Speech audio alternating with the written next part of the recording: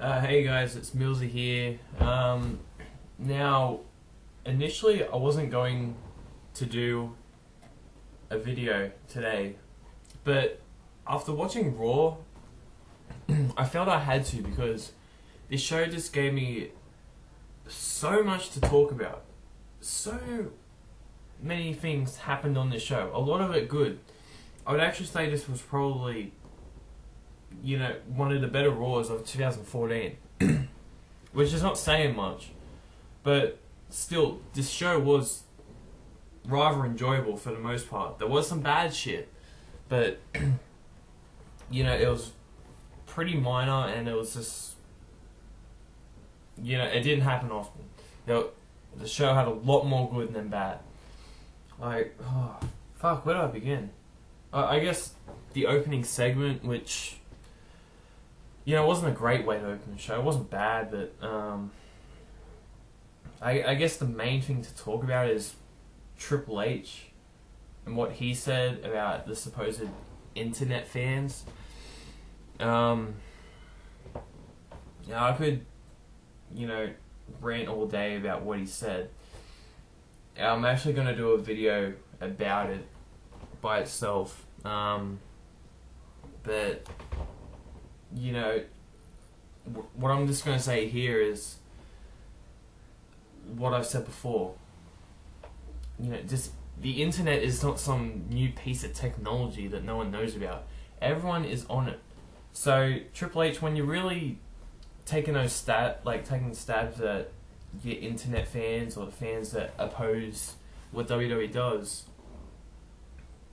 you're taking a stab at a large portion of your audience.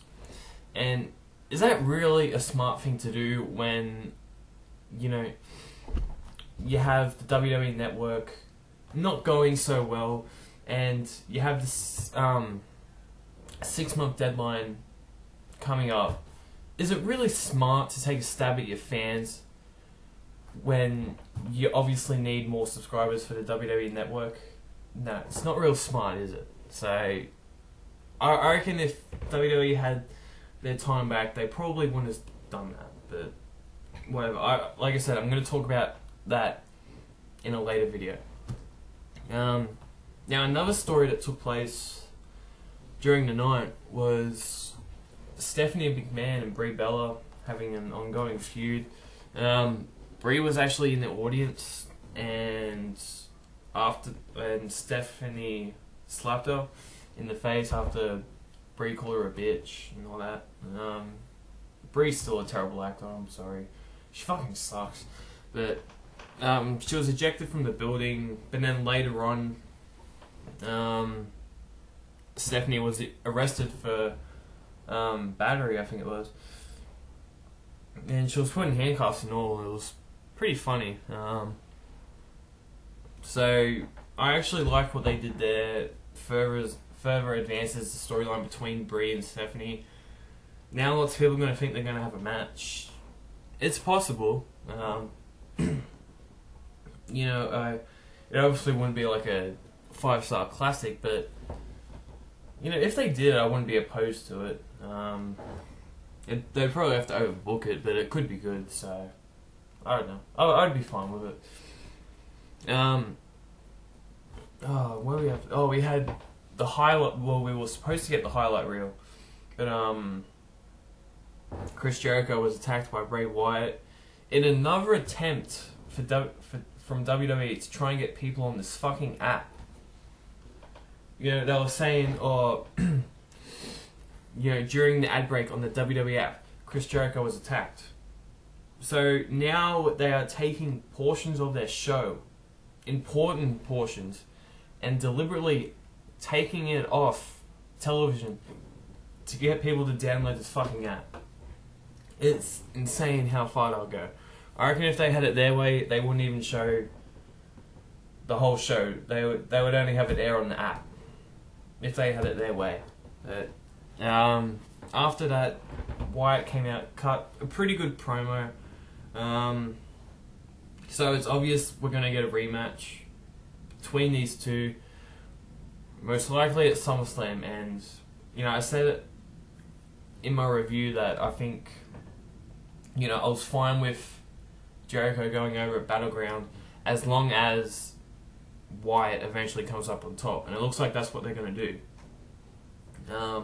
So what they did here was fine. And then after that, we got Dolph Ziggler versus The Miz in a really good match. Probably match of the night. It's what you expect out of these two, and Dolph Ziggler actually won, which was surprising. So it looks like there might be a feud between those two, which I'd be fine with. If they keep on producing matches like this one, then that's fine. I'm still not sold on The Miz's character. Like, when I heard that he was gonna be doing like a Hollywood type of character, I was thinking, oh, that could be really good because it worked out for The Rock in 2003. But so far, it hasn't really worked out for The Miz. Now I'm gonna give it a few more weeks to see if they change things up a bit. But at the moment, I'm not sold on it. But I perhaps a feud with Ziggler could help get his character over, because Dolph Ziggler's over, so there'll be a lot of investment into the match. So yeah, kudos to WWE for putting Ziggler over and possibly giving us a match, another match. I mean, and then this was a big talking point. Paige turned heel, which we were all predicting, or most of us anyway. And we thought we were going to get it at Battleground. We didn't, but we got it here, and it was good. It's interesting to see what they're going to do with Paige's character, because before this I never imagined her as a heel, because I just wasn't sure. She just didn't seem to be able to pull off that role. But we just have to wait and see what happens. It's good that they did it, because she was pretty stale as a babyface. So yeah, at the moment, Paige's heel turn is good. Hopefully it turns out really well. And I think a feud between these two is an actual feud, I should say, is a good way to go, because they had their match at Battleground. It was fine. I think they can do way better though, and this gives them the opportunity. So after that, we got this fucking Flow Rider performance, because I just love Flow Rider so much. No, honestly, I can't say anything about it because I didn't watch it. As soon as I saw this untalented piece of shit appear on my television, I muted it and went to get something to eat. That's how much mainstream music. That's how much I love mainstream music. No, this guy sucks, and that's another video I'm gonna do. I'm gonna do a video about mainstream music and why it's a freaking disgrace to the history of music. So yeah, WWE giving me a lot of videos to do, so that's good. But yeah, I didn't watch its performance. Probably sucked. I saw a lot of people leaving. Probably went to go take a piss or get some needs, and I can't blame them. And then we had freaking Kofi Kingston and Big E Langston versus Ryback, and Ryback won. The match was shit, but then after the match we had Ziggler and Big E in the ring, and then out of fucking nowhere, I mean, where did Xavier Woods come from? But he comes down to the ring. I don't know how. I mean, he just fucking appeared there somehow. And he cuts this pretty good promo, saying, no longer should we just accept what we're given and shit like that. I can't really tell what the message was, but it was something along those lines. And,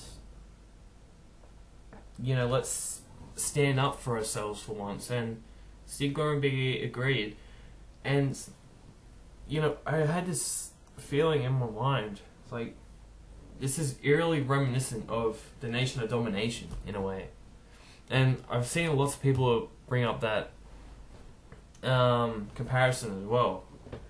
I was just thinking, wow, they could really get some good television out of this. I'm interested to see what they're going to do. And I never thought I'd say that about any of these three, really. I mean, they've just been struggling mid-carders for the best part of this entire year. So, especially Kingston, I mean, he's been like that since 2008. So, excuse me. So, yeah, I'm excited to see what they'll actually do there. And then we had a match between Antonio Cesaro and Dean Ambrose, which was fine. I'm really sold on Dean Ambrose's character. I just love it. He's probably the best part, or the best character in wrestling at the moment.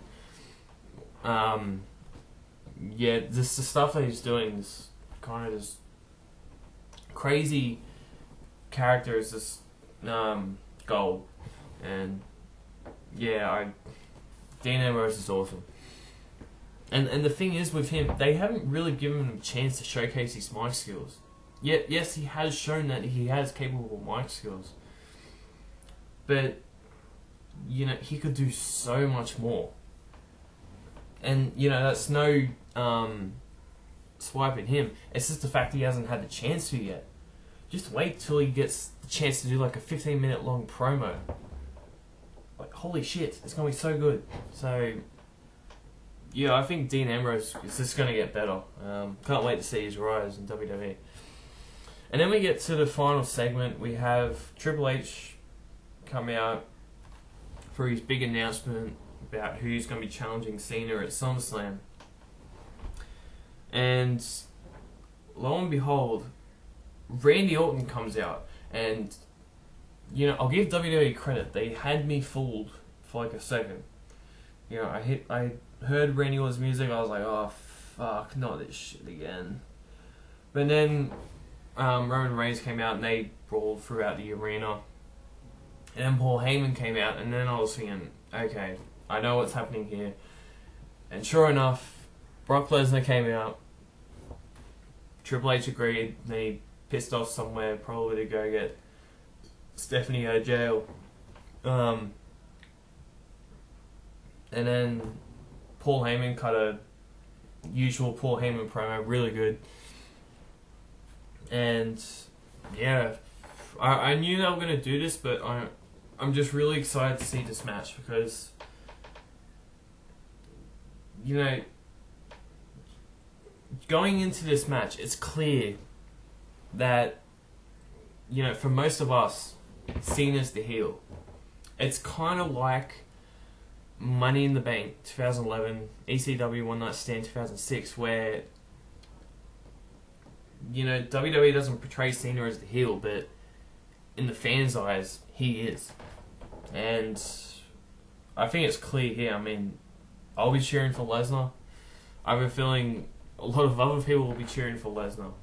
So I'm really excited for this match. It could be the same old shit. Cena wins clean. Da. Or Lesnar could win and we have no idea what the fuck will happen. You know, which is the better way to go? The predictable same old shit that we've seen for 10 years, or give us something that we haven't seen in over 10 years. I mean, when was the last time Lesnar was champion? 2003. So give us something we haven't seen in 10 years, or give us something that we've seen for the last 10 years. You know, just think about that, WWE. Just think of the television that could be produced if Lesnar becomes champion, and, you know, just think about that. So, yeah, there's my quick discussion of Raw. Like I said, good show, probably the best one we've had in months. Mainly because just a lot of good stuff came out of it, and it's got me excited for SummerSlam because we have the main event. We'll get Wyatt versus Jericho again, possibly Miz versus Ziggler. We're obviously going to get Rollins versus Ambrose. Maybe Brie Bella versus Stephanie. there's 5 possible matches already that I think could, you know, deliver in some aspect. So, yeah, SummerSlam's looking pretty good right about now, and it'll be interesting to see what the final card is. We obviously got to wait a couple of weeks until that's released, but at the moment it's looking good. So, yeah, there's my video. Hope you guys liked it. Later, everybody.